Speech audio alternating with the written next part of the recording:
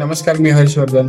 आज आहे आपले विंटर चॅलेंजचा डे 4 आणि आज आपण मारणार आहे पुश वर्कआउट.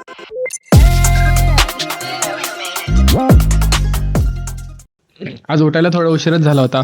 नेहमी आपण 4:30ला उठतो, पण आज आपल्या अलार्मने आपल्याला दगा दिला. सो आज आपण उठलोय 4:45ला आणि आवरून पटकन जिम मध्ये आलो. तर आज होता आपला पुश डे. सो आपण पहिला वर्कआउट घेतला इन्क्लाइन डंबेल बेंच प्रेस. हा वर्कआउट एवढा मस्त आहे ना, घे डंबेल आणि उडव, घे डंबेल आणि उडव, एवढं भारी फील होतं ना चेस्ट मध्ये. सो ह्याचे आपण 12 रेपिटेशनचे 4 सेट्स कंप्लीट केले. इन्क्लाइन डंबेल बेंच प्रेस झाल्यानंतर आपण शोल्डर साठीचा नेक्स्ट वर्कआउट घेतला seated dumbbell shoulder press. Incline chest प्रेसनीच एवढी शोल्डरची वाट लागली होती की ह्या वर्कआउटला तर घाम फुटला एकदम.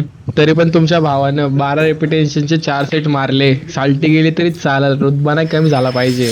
शोल्डर प्रेस नंतरचा नेक्स्ट वर्कआउट होता मिड केबल फ्लायज. बट आज व्हेरिएशन साठी पेगडेक फ्लाय ट्राय करू म्हणलं. त्याचे आपण 12-12चे 3 सेट्स घेतले.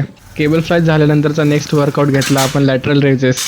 लॅटरल रेजेस आज मस्त फील होत होते. फॉर्म पण एकदम परफेक्ट चालला होता.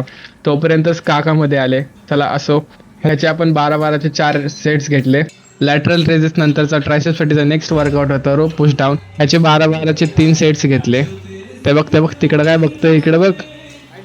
तर आज आपल्या पुश डेचा लास्ट वर्कआउट म्हणजे ओव्हरहेड डंबेल ट्रायसेप एक्सटेन्शन. ह्याचे आपण फेलियर पर्यंत 3 सेट्स मारले आणि आज आपला आजचा पुश डेचा वर्कआउट कंप्लीट केला.